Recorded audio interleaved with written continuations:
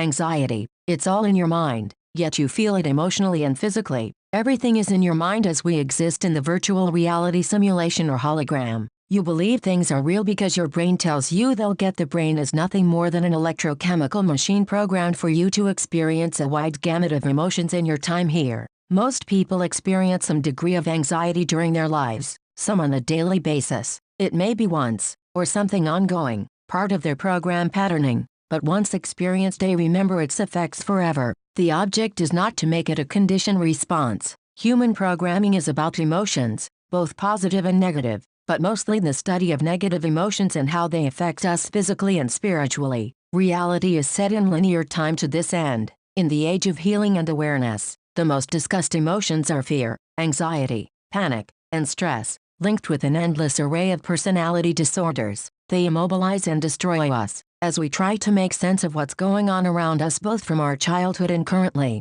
anxiety sets people on a quest to find out what is wrong with them, as its symptoms cannot be ignored. Humans are very good at ignoring things unless they are forced to deal with them. Most people deal with anxiety with prescription medication or as with many other mental illnesses, where people refuse to get professional help. They deal with anxiety by using alcohol or recreational drugs. Anxiety is an offshoot of the strongest emotion, fear. With early conditioning we become anxious about letter F failures and successes, and those that judge us. Anxiety is often accompanied by physical sensations such as heart palpitations, nausea, chest pain, shortness of breath, or tension headache. Externally, somatic signs of anxiety may include pale skin, sweating, trembling, and pupillary dilation. It would seem the levels of these emotions are on the increase based on evolving society and environment. Humans are currently trying to figure out who they are, what is their purpose for being here, where they came from, and what the future holds, as many people feel that life on planet Earth as we know it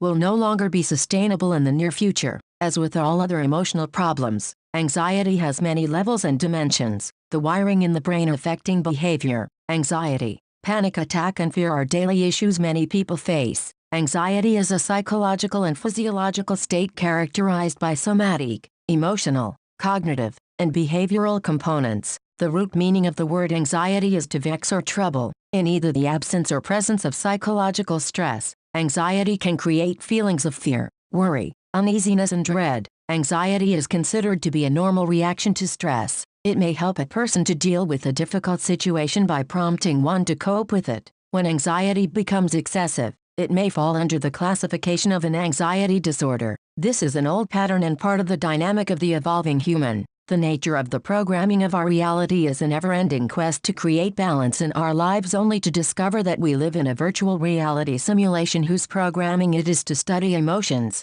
mostly of the negative type. Will we ever overcome anxiety as a species? Is doubtful because it's built into our programming. The best we can hope to do is find ways to understand what causes anxiety, that it's part of our DNA code, how we can change our life patterns, and how we can create some sort of balance in our lives. To this end people do yoga, meditation, Pilates, and any other form of exercise that balance the chemistry, or wiring, of the brain. Anxiety is an unpleasant state of inner turmoil, often accompanied by nervous behavior, such as pacing back and forth, somatic complaints and rumination. It is the subjectively unpleasant feelings of dread over anticipated events, such as the feeling of imminent death. Anxiety is not the same as fear, which is a response to a real or perceived immediate threat, whereas anxiety is the expectation of future threat. Anxiety is a feeling of fear, worry, and uneasiness, usually generalized and unfocused as an overreaction to a situation that is only subjectively seen as menacing. It is often accompanied by muscular tension, restlessness, fatigue and problems in concentration. Anxiety can be appropriate, but when experienced regularly the individual may suffer from an anxiety disorder. People facing anxiety may withdraw from situations which have provoked anxiety in the past. There are different types of anxiety. Existential anxiety can occur when a person faces angst, an existential crisis, or nihilistic feelings. People can also face test anxiety, mathematical anxiety, stage fright or somatic anxiety. Another type of anxiety, stranger anxiety and social anxiety are caused when people are apprehensive around strangers or other people in general. Anxiety can be either a short-term state or a long-term trait. Anxiety disorders are a group of mental disorders characterized by feelings of anxiety and fear. whereas trait anxiety is a worry about future events, close to the concept of neuroticism. Anxiety disorders are partly genetic but may also be due to drug use including alcohol and caffeine, as well as withdrawal from certain drugs. They often occur with other mental disorders, particularly major depressive disorder, bipolar disorder, certain personality disorders, and eating disorders. Common treatment options include lifestyle changes, therapy, and medications. Read more. Social anxiety. Social anxiety is a specific form of anxiety. It is an emotion characterized by a discomfort or a fear when a person is in a social interaction that involves a concern of being judged or evaluated by others. It is typically characterized by an intense fear of what others are thinking about them, specifically fear of embarrassment or humiliation, criticism, or rejection, which results in the individual feeling insecure and not good enough for other people, and/or the assumption that peers will automatically reject them. Developmental social anxiety occurs early in childhood as a normal part of the development of social functioning and is a stage that most children grow out of, but it may persist or resurface and grow into chronic social anxiety during their teenage years or possibly in adulthood.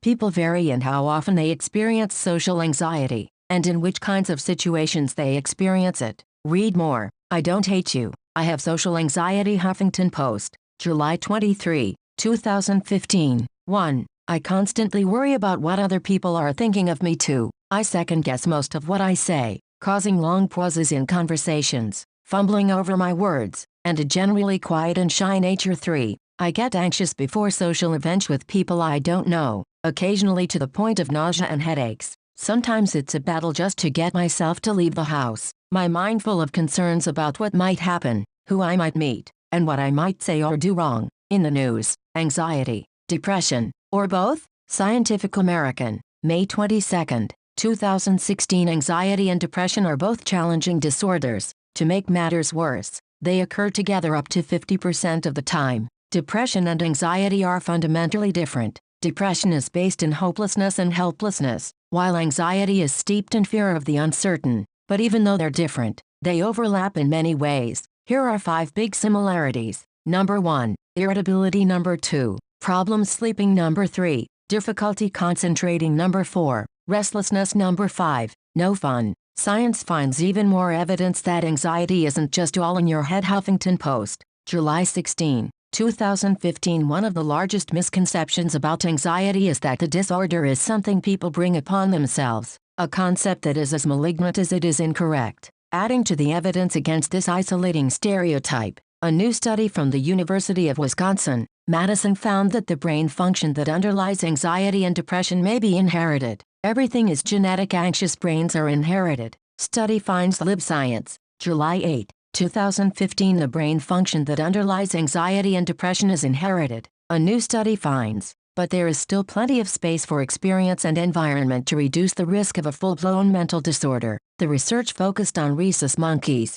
Like humans, some young rhesus monkeys have what's called an anxious temperament. Expose them to a mildly stressful situation, like being in a room with a stranger, and the monkeys will stop moving and stop vocalizing while their stress hormones skyrocket. Extremely shy children do the same, said Dr. Ned Kalin, a psychiatrist at the University of Wisconsin-Madison. Kalin and his colleagues scanned the brains of young monkeys, anxious and not, and found 3 brain regions associated with anxiety that also showed evidence of heritability. About 30% of the variation in early anxiety is explained by family history. What everyone needs to know about anxiety. Huffington Post, May 5, 2015. The disorder, which touches 18% of American adults, is one of the most common mental health issues in the world. It can affect your teachers, your loved ones, your baristas, or your neighbors. But its prevalence isn't all there is to know about the mental health disorder. Take a look at the infographic below, which shows just how many ways anxiety can affect someone's life. If the facts prove anything,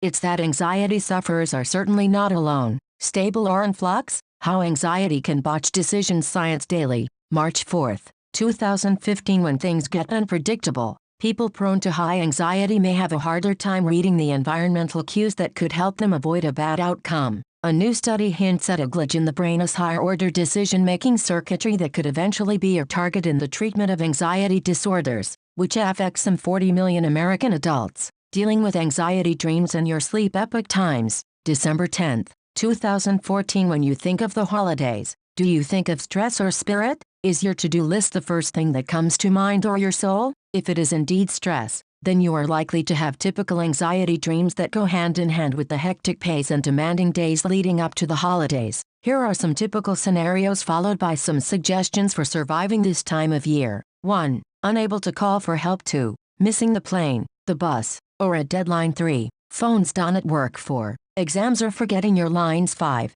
Body dreams about the state of your body and health. 5 of the most helpful things you can't say to someone with anxiety. Huffington Post, October 17, 2014. Below, find 5 supportive ways to help someone cope with anxiety. Can you tell me more about your experience? I'm sorry you're going through that. This is not your fault. That must be really hard for you. Silence. What time of day do we feel most anxious? Epic Times, September 23, 2014. Graphic can be changed for other results. Please woes seem to vary by day of the week. 2. Wednesdays are for anxiety, while suicidal thoughts peak on Sundays. Geographically, New England seems to be the hub of anxiety, while depression is more evenly distributed throughout the country. 7 things you shouldn't say to someone with anxiety. Huffington Post, February 18, 2014. If you've ever suffered from severe anxiety, you're probably overly familiar with the control it can have over your life, and you're not alone. It affects approximately 40 million adult Americans per year. 1. Don't sweat the small stuff. 2. Calm down. 3. Just do it. 4. Everything is going to be fine. 5. I'm stressed out too. 6. Have a drink. It'll take your mind off of it. 7. Did I do something wrong? Source: https://www.crystalinks.com/anxiety.html